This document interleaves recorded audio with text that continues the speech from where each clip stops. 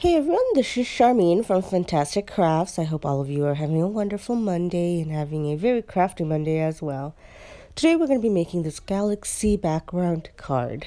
Before I do start this tutorial, I just wanted to apologize for my voice. I'm still fighting this cold, so I may sound a little different because of that. So let's get started. To begin, I used this Canson watercolor paper. This was my first time using this paper. I've heard a lot of good reviews about it, so I decided I wanted to try it as well. So they come in larger sheets, and what I did was I wanted to cut it into card fronts, so I cut all of them into 5.5 by 4.25 pieces, just so I have an extra room. So if I do want to cut it down to make it more of a panel with a border, I could do that. So out of one sheet, I got 4 sheets, so I could make 4 different cards. I took some tape that like painter's tape or anything. I got this from the Dollar Tree. It was, I believe, in the office supply section, and I just went around and I taped it onto my work surface. Now, if I had thought about it a little bit more, I would have put it on my heat tool board or anything that's heat resistant, because at one point I am going to be heating this just to dry it quicker, and I probably would have preferred to not do it on my work mat here. So first what I do is I take my Nuvo aqua brush and I just simply put a little bit of water, and it's not a lot, just to make the paper a little more glossy. Then I took my Tombow water markers and I just kind of put little dots wherever I wanted and scribbled just to give this background a little bit more color. Now, I don't know if this helped or not. At the end, I think it kind of disappeared in all the background techniques that I used, but this itself can be a technique, and this itself can be a background you can make. So I decided to just keep it on the video just because it is a part of this card, so why not? So once I put those scribbles and little dots, I took my aqua brush once again and I just went over to blend all those colors. Then I took my eye zinc pigment ink, and this is that topaz color that I love so much. And I just shook that bottle very, very well. And then I put a few drops here and there, just kind of giving this background a little bit more color.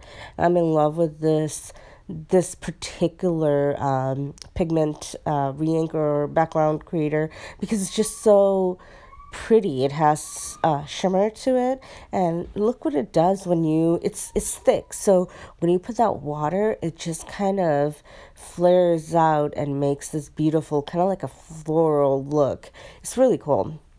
So once I did that, I realized it wasn't moving as much as I would have liked it to move, and I didn't want to put more water. I mean, I put a little bit more here, but not too much more, because I didn't want my card to completely just, bend all over and not be workable. So I took that water brush and then I just kind of blended it all together. Then I took my Marvy heat tool to heat set this. And this is what I meant. I would have preferred if I had it on a heat resistant surface. I'm not sure how heat resistant my background or my work surface is right now. But that's why I didn't heat it too much. I kind of dabbed off the excess with just a cloth just to get off the excess water. Then I took my oxide ink, purple, and then also this other peacock feather color, and I kind of just put it, because I wanted more of an intense purple and more of an intense blue.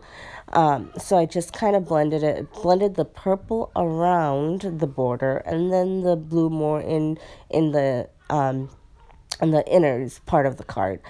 Then I dried that because I will be putting some splatters of water. Now, I do have little helpers here. They were really excited to see the magic happen when you spray water. So I'm sorry, the camera's a little wobbly here, and you'll see 4 little extra hands just kind of helping. They wanted to take turns in splattering the water.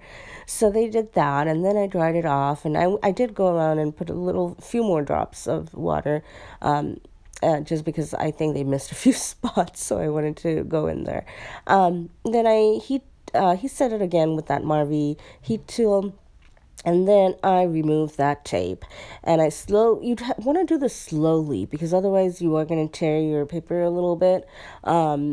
But nothing terrible, just a little, just kind of go slowly so you're not peeling any of that paper.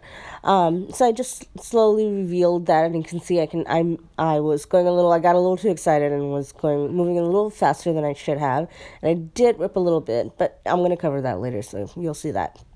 So I wanted to keep this part because I have told you before, I love revealing things like this because it just looks like magic. I think Christina Warner mentioned that it's kind of like opening a Christmas gift on Christmas morning. You see it and it reveals to you, and it's really exciting. So I love keeping that part in.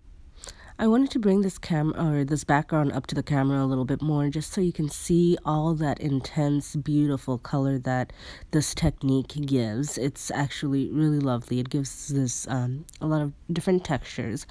But to add more texture, what I did was I took my Versamark pen, and then I went with a black embossing powder and added that to add more texture. All this background is about texture, a lot of texture. So I added that. Then I wanted to add more of that embossing powder on the border just to make the border a little bit more clean. So I did the same thing. I took my this time I took my Versamark pad and I went around the border and added it wherever I thought was necessary. And then I just took my brush, just a clean brush, just to remove any excess embossing powder, and then I heat set that with my heat tool.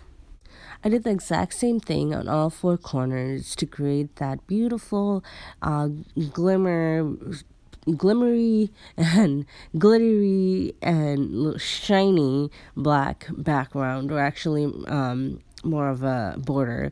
Now, there were a few parts I missed, so what I did was I took that Nuvo pen, it was the Versamark pen, and I went ahead and did the same thing just to cover up those spots I missed.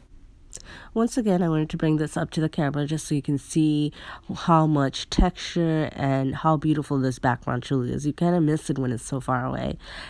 You can see all that shimmer, all that texture. To add one more layer of texture, I just took some pigment white ink and I put it on my little stamp block and put a little bit of water and just splattered that white onto the background to make it more like a galaxy. Then I took my little white gel pen and put a few drops to make different shades of white. To make my card, I took a black cardstock that I cut by 11 by 4 1/4, and I wanted to put my panel, or the background that I created, onto this card base, but I wanted to raise it up, so I used a little foam square. Actually, these are little foam. You can find these at the dollar store in the art section. They're just little foam packs, and they have different colors. And I just cut it into the size of my card layer or background, and I put double-sided sticky tape so I can create foam, and this gives a raised look all over. It's not, when you mail it through the mail, it doesn't flatten out anywhere. I did trim my background piece a little bit. I just went ahead and took my Tim Holtz scissors and did that because I didn't want to take it into my trimmer. With all that embossing powder, it may kind of clog up my trimmer, so I didn't do that. So then I put that onto my card base. Then I, of course, to finish this card off, wanted to put stitches all around, and the stitching just kind of makes this card. It emphasizes that background galaxy a lot more. And so I know I've been getting a lot of questions about how to create more manly or masculine cards, and so this was one of them. This is a galaxy background with a happy birthday sentiment on it, and I think anyone would love to receive this kind of a card. Now, I know that border has more of a glittery, shimmery look. You could use a matte black color, or you can use a red or a purple embossing powder, any kind, to make it more masculine if you like. But I really do hope you guys enjoyed this tutorial today. I'm sorry about my voice. I'm sorry some of the background noise. My kids are playing, so they just they're kids. So until next time, have a wonderful day crafting away. Bye.